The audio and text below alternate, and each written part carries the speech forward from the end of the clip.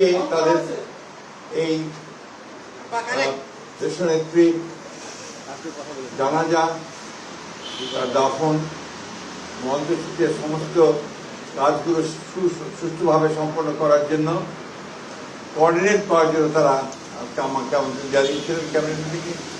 সেখানে আলোচনা হয়েছে, একটু পরেই আপনারা সেগুলো জানতে পারবেন, তাদের প্রেস সেক্রেটারি আপনাদেরকে জানাবে। আমাদের প্রধান উপদেষ্টা তিনি বোধহয় একটা জাতির উদ্দেশ্যে ভাষণও দেবেন। আপনারা তাদের কাছ থেকে সব কিছু জানতে পারবেন, যেহেতু তাদের মিটিং তারাই জানাবেন, সেটাই ভালো হবে।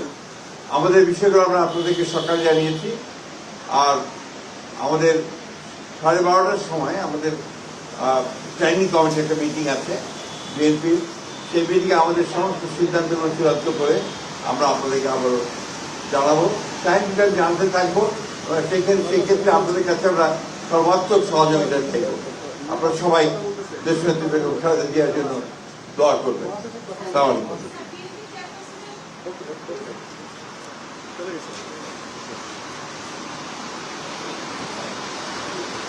মোবাইল